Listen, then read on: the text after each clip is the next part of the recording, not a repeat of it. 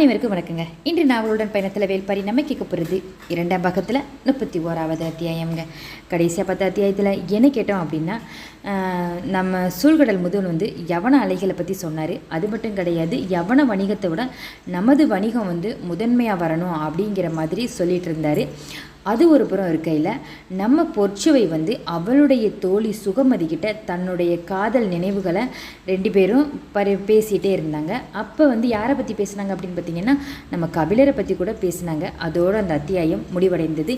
இனி என்னெல்லாம் நடந்தது அப்படிங்கிறத இனி வரும் அத்தியாயங்களில் தொடர்ந்து கேட்குறதுக்கு முன்னாடி என்னுடைய சேனலை சப்ஸ்கிரைப் பண்ண மறந்துடாதீங்க. சரி, வாங்க இப்போ நம்ம கதைக்குள்ளே போகலாம்.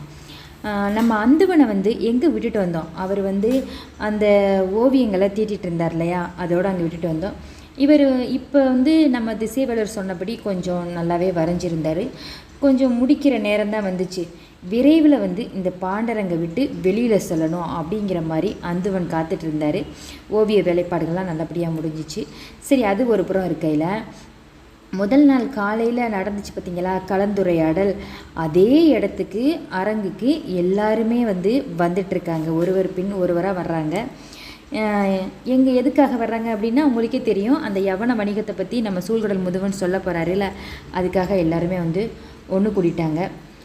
தங்களுடைய அந்தப்புறத்தில் இருப்பவரெல்லாம் யவன அழகிகள் அல்ல அப்படின்னு முதுவன் சொன்னார் இல்லையா, அதை கொஞ்சம் பேரதிர்ச்சியாக நினச்சி பார்த்துட்டே வர்றாரு நம்ம பேரரசர். நேற்றிரவு விருந்தில் மற்றவர்கள் கவனிக்காத போது முதுவன்கிட்ட பேரரசர் ஒன்று கேட்குறாரு. என்ன கேட்டார் அப்படின்னு கேட்டிங்கன்னா, நீங்கள் கிலாசரினாவை பார்த்துருக்கீங்களா அப்படின்னு கேட்குறாரு. அது ஒரு பெண் போல் அவங்கள கேட்குறாங்க. இந்த கேள்விக்கு என்ன பொருள் அப்படிங்கிறது நம்ம முதுவனுக்கு நல்லாவே தெரிஞ்சிருக்கு, சூழ்கடல் முதுவனுக்கு. உடனே அவரும் சொல்கிறாரு, மணமுடி நிகழ்வில் பார்த்தேனே இடத்தை, அவள் யவன அழகி அல்லவா, அதனால தான் ஒரு தனித்துவத்தோடு இருந்தாள். இமைகள் அப்படியே கவிழும் போது கூட அவளின் கண்களை அப்படி பார்க்க தோணுதுன்னா பார்த்துக்கோங்களே அப்படின்னு சூழ்கடல் முதுவன் பேரரசர்கிட்ட சொல்கிறாரு. பேரரசருக்கு எதிர்பார்த்த பதில் கிடைச்சிச்சு. ஆனாலும் கொஞ்சம் பதற்றமாயிருச்சு. ஏன் அப்படின்னா, அந்த மனமுடிவாக்கு கொடுக்கும் நிகழ்வில் அரங்கின் இடதுபுற மூலையில் அந்த பெண் அமர்ந்திருந்தா. ஆனால் சூழ்கடல் முதுவன் உட்கார்ந்திருந்ததோ தனக்கு பக்கத்தில். எப்படி இவ்வளவு தொலைவில் இருந்தும் அவளுடைய இமைகளை இவர் கண்டறிஞ்சார் அப்படிங்கிற மாதிரி அவருக்கு தோணுது. சரி, சில பாதைகளில் பயணிக்க தொடங்கும் போது பதற்றம் கூடத்தான் செய்யுமே தவிர குறையாது அப்படின்னு நினச்சிக்கிட்டே, இதை நம்ம இன்னொரு முறை நம்ம பார்த்துக்கலாம் அப்படின்னு நினச்சிட்டு நடந்து போயிட்டே இருக்கார். பேரரசர் எங்கே போயிட்டுருக்காரு? அந்த அரங்குக்கு வந்துட்டுருக்காரு. அப்போ தான் நைட்டு நிகழ்வு நடந்ததை அதாவது இரவு நடந்ததை நினச்சி பார்த்துட்டு வர்றாரு, சூழ்கடல் முதுவன்கிட்ட பேசினதை. சரிங்களா? இப்போ அந்த அரங்குக்கு நம்ம இளவரசர் பொதிய வெப்பன், சூழ்கடல் முதுவன், திசைவேலர் இவங்க எல்லாருமே வந்துட்டாங்க. அங்கே அமர்ந்திருக்காங்க. இவங்க எல்லாம் வர்றதுக்கு முன்னாடியே தலைமை அமைச்சர் முசுகுந்தர் இருக்கார்ல, அவரும் தளபதி கருங்கைவாணனும் வெள்ளி கொண்டரும் வந்துட்டாங்க. இன்னைக்கு நடைபெற போகும் உரையாடல் பாண்டிய நாட்டின் எதிர்காலத்தில் பெரும் மாற்றத்தை நிகழ்த்தும் அப்படிங்கிறது தான் எல்லோருடைய எதிர்பார்ப்பும். அதுக்காக தான் எல்லாரும் கூடியிருக்காங்க. நேற்று ஏதோ தற்செயலாக நிகழ்ந்த ஒரு உரையாடல் இவ்வளவு ஆக்கப்பூர்வமான இடத்துக்கு வரும் அப்படின்னு யாருமே நம்பலைங்க.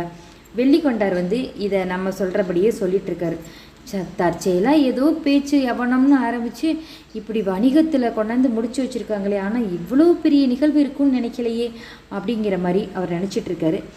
அவர் நினைக்கல, சொல்லிட்டார்.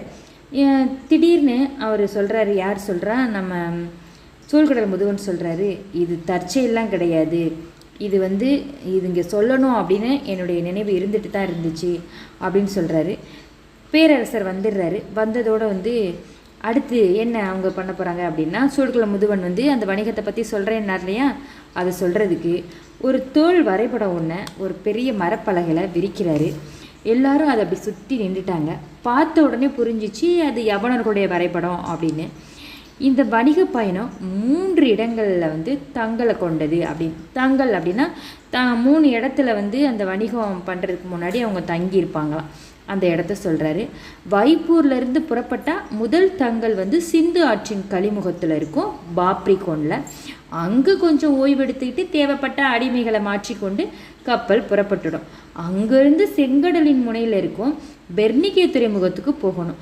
அங்கேருந்து பொருட்களை கழுதையின் மீதேற்றி அந்த மணற்பரப்பில் நடந்தே கூட்டிக்கிட்டு நீலாற்றங்கரை, அதாவது நைல் நதி இருக்கும், கோபட்ஸ் துறைமுகத்துக்கு கொண்டு போகணும். அங்கிருந்து மீண்டும் கப்பல் மூலமாக யவனத்தை வந்து அடையணும்.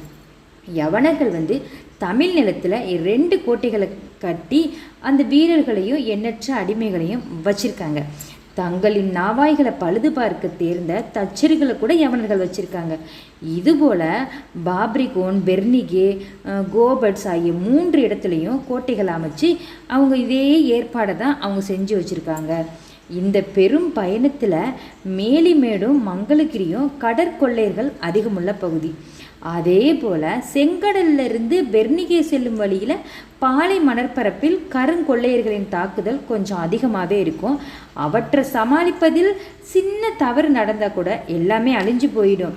அதனால தான் அவங்க என்ன பண்ணாங்க அப்படின்னா, யவனர்கள் வந்து நல்ல கைதேர்ந்த படை வீரர்களை கப்பல் பாதுகாப்புக்கு வச்சுருப்பாங்க.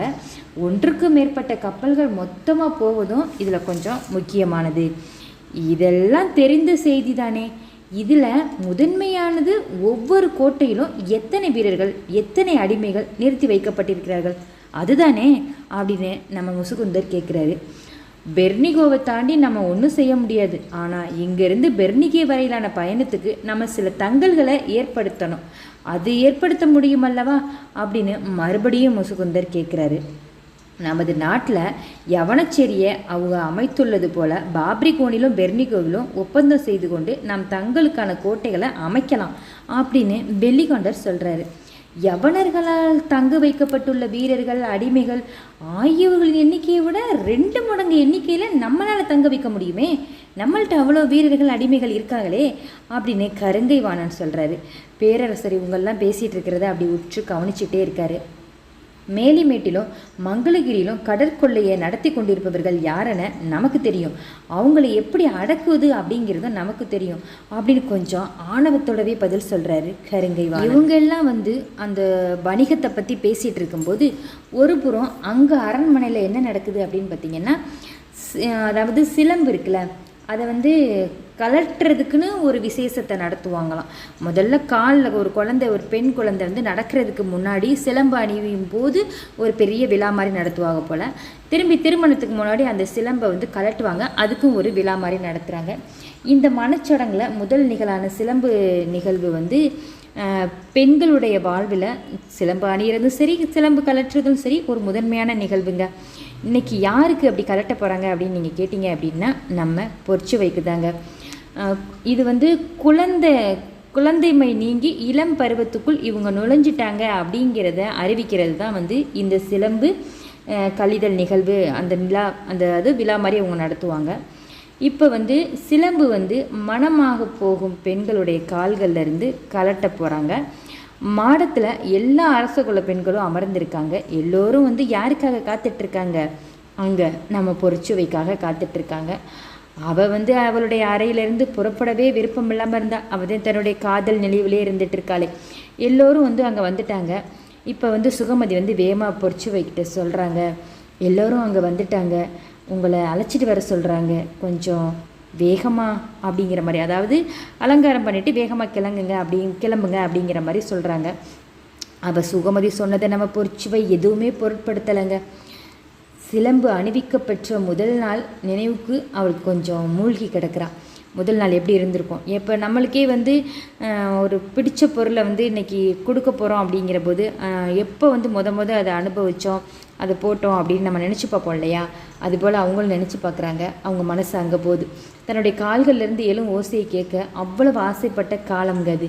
ஓசைக்காகவே ஓடி ஓடி பார்த்த காலம். அந்த சிலம்பு அணிவிச்சோன்னே அந்த குதிச்சு நம்ம முதல் நாள் கொலுசு போட்டதோட அது குதிச்சு ஓடி போவோம் இல்லையா? அதெல்லாம் நினச்சி பார்க்குறாங்க. முதல் நாள் அந்த சிலம்பு அணிஞ்சது எப்படி தரையை தட்டி பழக்கணும், தூங்கும்போது கூட நம்ம காலை எப்படிலாம் ஆட்டிகிட்டே இருந்தோம், நம்ம தூரியில் தூங்கிக்கிட்டே, அதாவது தொட்டில் இருக்குல்ல அதில் தூங்கிக்கிட்டே நம்மளுடைய காலை வந்து எப்படிலாம் நம்ம ஆட்டிகிட்டு இருந்தோம். அந்த ஓசை எழுப்பும் கால்கள் வந்து எப்படி அதை ரசித்து பார்த்துட்டே இருப்பார் நம்ம தந்தையெல்லாம்.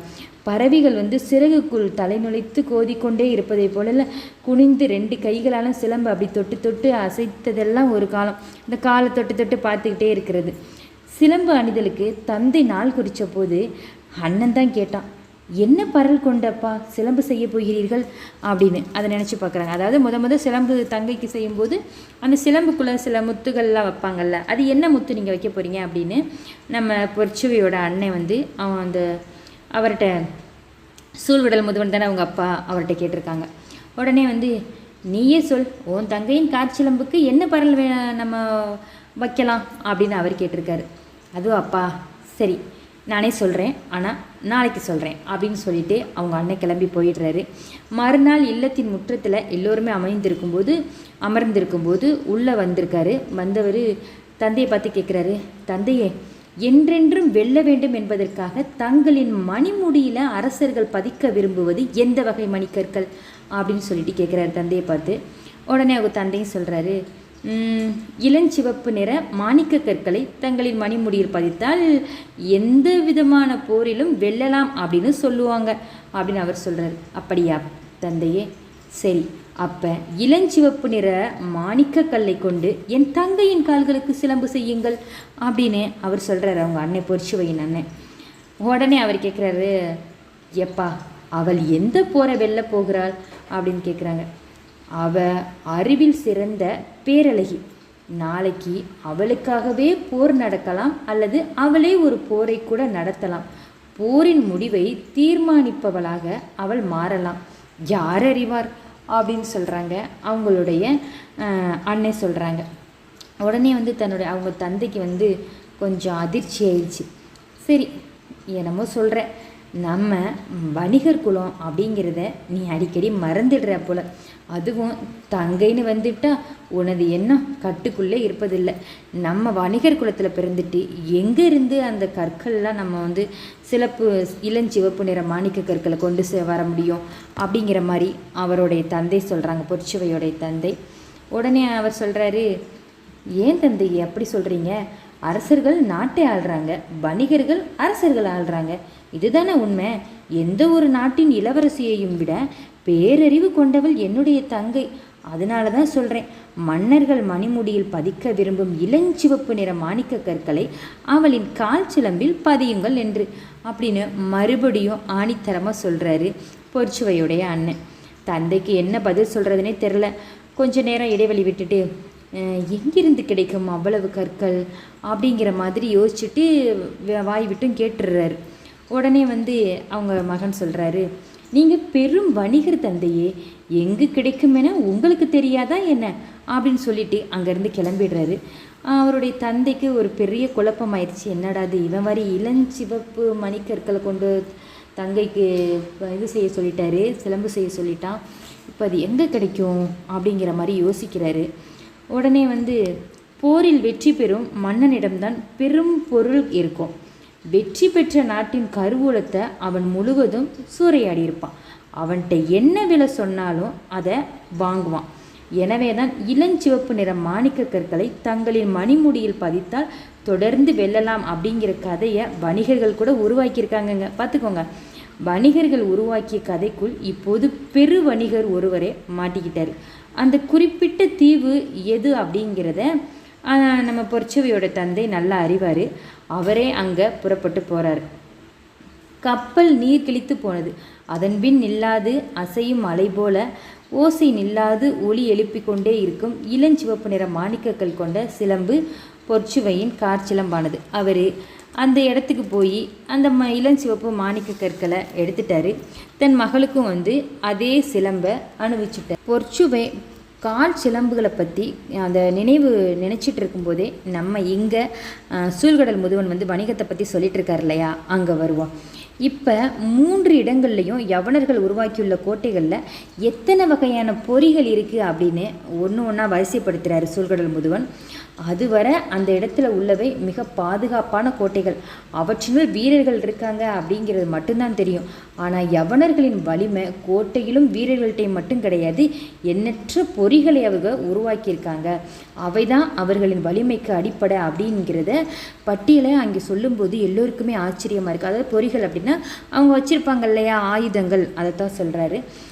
பெரும் தோல் கயிற்றால் இழுத்து கட்டப்பட்டு கவட்டை போல் இரும்பு கம்பிகள் நீண்டபடி கோட்டை மதில் நிறுத்தப்பட்டுள்ள எந்திரவில். அதை இயக்க ஒரு சிலர் போதும். அதிலிருந்து ஒரே நேரத்தில் நூற்றுக்கணக்கான அம்புகள் பாய்ந்து வெளிவருமா. 2 எந்திர வில்கள் இருந்தால் கோட்டையை எதிரிகள் நெருங்க விடாமல் பார்த்து கொள்ளலாமா. இதை சொல்லி முடிச்சுட்டு அடுத்து வர்றாரு. நூற்றுக்கணக்கான கற்களை உமிழும் ஒரு பொறி.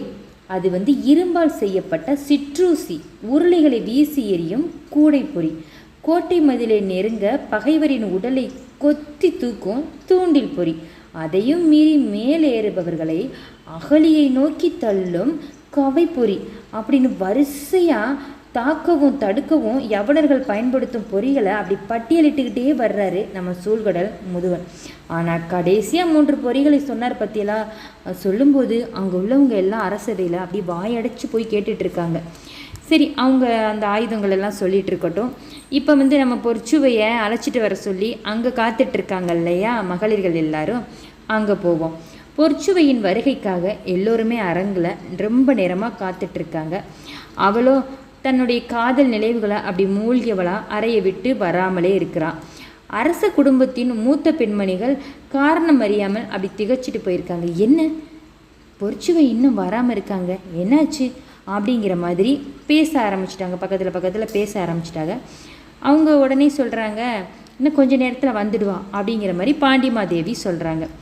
அதற்குள்ளே கொஞ்ச நேரமாக கிடையாது, போய் அழைத்து வாருங்கள் அப்படின்னு ஆளையும் அனுப்ப சொல்லிட்டாங்க. ஆள் மாற்றி ஆளை அனுப்பிக்கிட்டே இருந்திருக்காங்க. ஒப்பனை இன்னும் முடியலை அப்படிங்கிற மாதிரி தான் பதில் வந்திருக்கு. அதாவது இன்னும் பொற்சுவைக்கு அலங்காரம் முடியலை அப்படிங்கிற மாதிரி சொல்லியிருக்காங்க. உடனே பொழுதாகிக்கிட்டே இருக்குது, நிலைமை எப்படி கையாள்வதுன்னு எனக்கு தெரியலையே அப்படின்னு யோசிச்சுட்டு இதுக்கு ஏதாவது ஒன்று பண்ணணும். நம்ம போய் வர சொன்னால் வரமாட்டேங்கிறாங்க பொற்சுவை, அவங்க வேற அழைச்சிட்டு வர சொல்கிறாங்க, என்ன பண்ணலாம் அப்படின்னு திணறிட்டு இருந்த சுகமதிக்கு ஒரு நல்ல யோசனை பிறந்திருக்கு. என்ன அப்படின்னா, பொற்சுவையை அழைத்து வர அனுப்பப்பட்ட பணிப்பெண்கள்கிட்ட ஒரு பெரிய கூடையை கொடுத்து அனுப்பி விடுறாங்க. அவங்க அதை எடுத்துகிட்டு போய் அந்த அரங்குக்குள்ளே வச்சுட்டாங்க.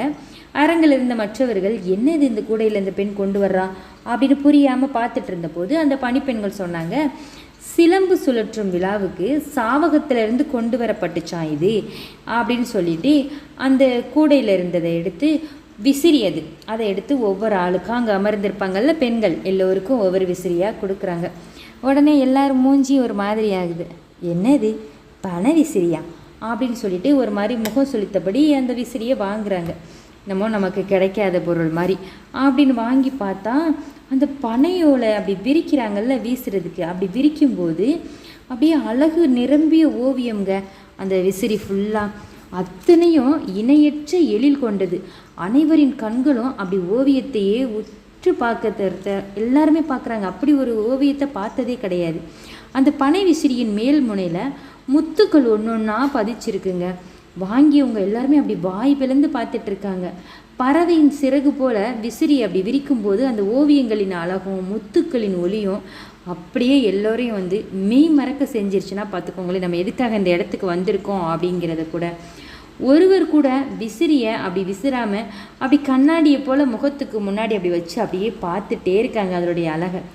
அப்போ ஒருத்தி சொல்கிறா, விசிறிக்கே இவ்வளவு வேலைப்பாடுகள் செய்யப்பட்டிருக்குன்னா இந்த இளவரசிக்கு ஒப்பனை செய்ய எவ்வளவு நேரம் ஆகும், எவ்வளவு பொழுதாகும், அதனால தான் இன்னும் வரல போல அப்படிங்கிற மாதிரி ஒரு பெண் சொல்கிறா. எப்படியோங்க சுகமதி அந்த கூட்டத்தில் அந்த பெண்கள்கிட்ட நம்ம பொற்சுவையை அழைச்சிட்டு போக முடியாததுக்கு ஏதோ ஒரு தந்திரமான ஒரு செயலை பண்ணி எல்லோருடைய மனசையும் மாற்றிட்டாங்க. சரி, இப்போ நம்ம அங்கே அதாவது அந்த அரண்மனையில் எல்லா முதியவர்களும் சேர்ந்து நம்ம யவன வணிகத்தை பற்றி பேசிகிட்டு இருக்காங்க இல்லையா, அங்கேயும் கொஞ்சம் நம்ம எட்டி பார்த்துட்டு வரலாம். இப்போ அங்கே ஒரு கேள்வி கேட்குறாங்க. நமது களங்களை விட யவனர்களின் நாவாய்கள் சிறப்பு மிக்கவையா என்ன, ரெண்டுக்குமான வேறுபாடுகள் என்ன அப்படிங்கிற மாதிரி ஒரு கேள்வி வருது நம்ம முதுவன்ட்ட. அப்போ இளவரசனின் வினாவுக்கு சூழல் முதுவன் சொல்ல போகும் விட, அந்த கேள்வி கேட்டது வேற யாரும் இல்லைங்க, நம்ம இளவரசர் புதிய விருப்பம் தான் கேட்டிருக்காரு. சரி, இப்போ இளவரசனுடைய வினாவுக்கு சூழல் முதுவன் சொல்ல போகும் விட கப்பலில் இயங்கும் பொறிகளை பற்றியதாக இருக்கும்னு எல்லாரும் நினச்சாங்க. ஆனால் அவர் வேறு ஒரு விடையை அங்கே சொல்லிட்டு இருக்காரு. கடற்பயணத்தின் வலிமை அப்படிங்கிறது கப்பலோடு தொடர்புடையது கிடையாது, கணிதத்தோடு தொடர்புடையது. வானியலும் நிலவியலும் பற்றிய கணித அறிவே கடற்பயணத்தின் வெற்றி தோல்வியை முடிவு செய்யும் அப்படின்னு சொல்கிறாரு. நம்ம இளவரசர் கேட்ட கேள்வி ஒன்று, ஆனால் சூழல் முதுவன் சொன்ன பதில் ஒன்று. ஆனால் இதில் ஏதாவது அர்த்தம் இருக்கலாம். சரி, இப்போ ரெண்டுலேயுமே நமது அறிவு வலிமை மிக்கது தானே அப்படின்னு முசுகுந்தர் கேட்குறாரு. அதுக்கு மறுபடியும் நம்ம முதுவன் அதாவது என்ன சொல்கிறாரு அப்படின்னா, சூழ்கடல் முதுவன், நமது வலிமையை யவனர்களோடு ஒப்பிட்டால் யார் வலியவர் யார் வலிமை குன்றியவர் அப்படிங்கிறத பற்றி பேச முடியும். ஆனால் கடல் பயணத்தில் வலிமையை ஒப்பிட வேண்டியது பிற கடலோடிகளோடு அல்ல, எழும் அலைகளுடனும் வீசும் காற்றுடனும் இழுத்து செல்லும் நீரோட்டங்களுடனும் தான்.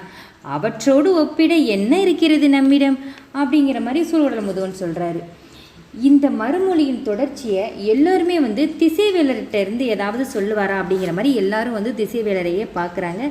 அவரோ எதுவுமே சொல்லலை, ஒரு மாதிரி அமைதியாக இங்கே நடக்கிற உரையாடலை கேட்டுகிட்டே இருக்காரு. கடலையும் காலத்தையும் புரிந்து கொள்வதில் நமக்கும் யவனர்களுக்குமே வேறுபாடு இருக்குது. அவற்றை பற்றி பேசத்தான் நேற்று கூட நான் திசைவேலரை பார்க்க போயிருந்தேன். நாம் ஆண்டை நம்ம வருடத்தை 12 மாதங்களாக பிரிக்கிறோம். ஆனால் யவனர்களின் கணிப்பில் வேறு விதமாக இருக்குது அப்படின்னு முதுவன் சொல்கிறாரு.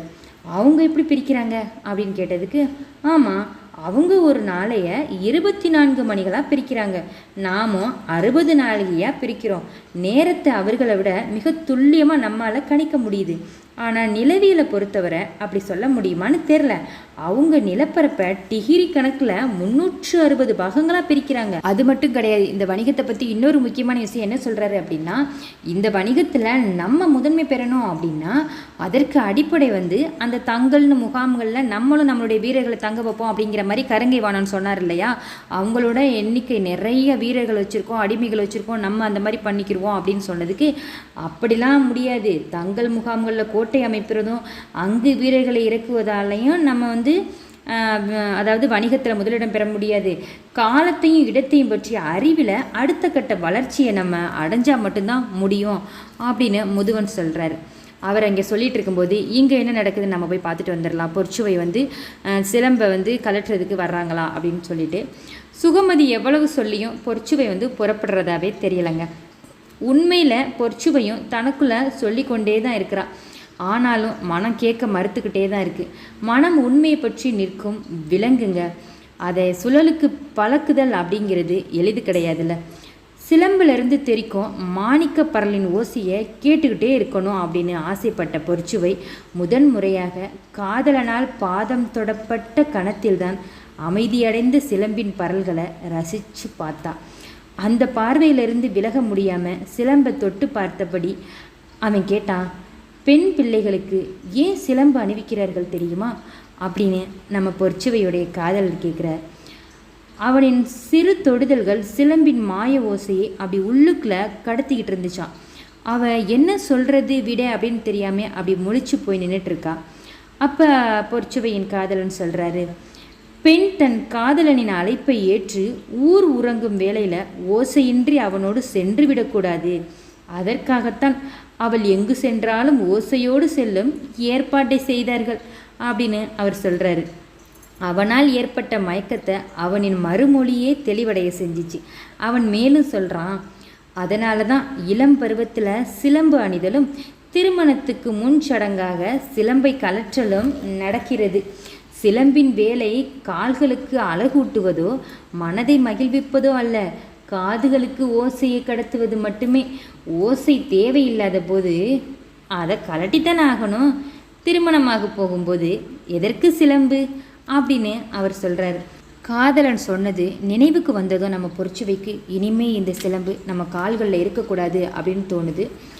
அதை கலற்றிடணும் அப்படின்னு சொல்லிட்டு அங்கேருந்து வேக வேகமாக போகிறாங்க அந்த அரங்குக்கு பொற்சுவை. ஏன் அப்படின்னா, நமக்கு தான் இப்போ காதலனும் நம்ம கூட இல்லை, நம்ம அண்ணனும் நம்ம கூட இல்லையே, அப்புறம் எதுக்கு இந்த சிலம்பு அப்படிங்கிற மாதிரி நம்ம பொற்சுவைக்கு தோணுனதுனால வேகமாக போகிறாங்க சிலம்பை கலட்ட. பாவம் நம்ம பொற்சுவை சரி, நம்ம பொற்சுவை சிலம்ப ஒரு புறம் கலட்டட்டும். அங்கு சூழ்கடல் முதுவன் முடிச்சிட்டாரான்னு பார்ப்போம் யவன வணிகத்தை பற்றி. சூழ்கடல் முதுவன் வரைபடத்தை வச்சு சொல்கிறாரு, குமரி முனை திரும்பிய பின் பாப்ரிகோன் போவது வர எந்த இடையூறும் கிடையாது. நேரடியான வடக்கு நோக்கிய பயணம்தான் அது. கரையின் பார்வையிலிருந்து விலகாமல் இரவு பகலாக பயணத்தை நம்ம எல்லாருமே தொடரலாம். சற்று திசை மாறி ஆழ்கடலுக்குள் கப்பல்கள் போய்விட்டாலும் மறுநாள் கால கதிரவனை பார்த்து களத்தை செலுத்தினோம் அப்படின்னா கரையோரம் வந்துடலாம். இந்த பயணத்தின் பெரும் சவால் நிறைந்த பகுதியே பாப்ரிகோனிலிருந்து பெர்னிகே வரையிலான பகுதி தான். மேற் நோக்கி வளைந்து செல்லும் நெடும் பயணம் அது. கரையின் பார்வையை தவற விட்டோம் அப்படின்னு வச்சுக்கோங்க, நம்ம பெரும் சிக்கலில் மாட்டிக்கிடுவோம். இரவில் விண்மீன்கள் எல்லா காலங்களிலும் ஒரே இடத்துல இருக்காது. எல்லா விண்மீன்களும் ஆண்டு முழுவதும் தெரிவதும் கிடையாது. அதை நம்ப கூட முடியாது. அதனால நம்ம பகலில் மட்டும்தான் பயணிக்க முடியும். அதுவும் தெளிவான வானியல் காலம்தான் பயணத்துக்கு பாதுகாப்பாக இருக்கும்.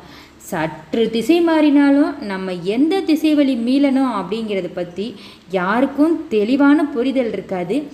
யவன நாவாய்கள் பலவும் நம்முடைய கப்பல்கள் பலவும் மறைந்து கொண்டே தான் இருக்குது. பாப்ரிகோன் முதல் பெர்னிகே வரையிலான பகுதிக்கு துல்லியமான திசை அறிதலுக்கான வடிவம் நம்ம ஒன்றை கண்டுட்டோம் அப்படின்னா கடற்பயணத்தின் பெரும் சாதனையாக அது அமைஞ்சிரும். வரைபடத்தை காட்டி நிலைமையை முழுமையாக விளக்கிட்டாரு சூழ்கடல் முதுவன். இப்படித்தான் நம்ம அங்கே போகணும் அப்படிங்கிற மாதிரி. அதன் பின்னாடி எல்லோருமே திசைவேலரை பார்க்குறாங்க. ஏன் இப்படின்னா அவரை தான் சொல்லணும் இல்லையா, எப்போ எந்த நேரம் போகலாம்னு காலத்தை கணிக்கிறவர் நம்ம திசைவேலர் தான். இப்போ காலத்தை கணிச்சு தான் அங்கே போக முடியும் அப்படின்னு நம்ம சூழ்கடல் முதுவன் சொன்னதுனால எல்லாருடைய பார்வையும் திசைவேலர்கிட்ட போகுது. ஆனால் இப்போவும் அவர் எதுவுமே பேசாமல் அந்த வரைபடத்தையே பார்த்துட்டு உட்கார்ந்துருக்காரு. பாப்ரிகோன் முதல் பெர்னிகே வரையிலான பயணத்தில் கடைசியாக கப்பல்கள் எப்போது மறைஞ்சன அப்படின்னு கேள்வி வருது. 3 மாதங்களுக்கு முன்பு 5 நாவாய்களும் 2 கப்பல்களும் மறைந்து விட்டன அப்படின்னு சூழ்கடல் முதுவன் சொல்கிறாரு.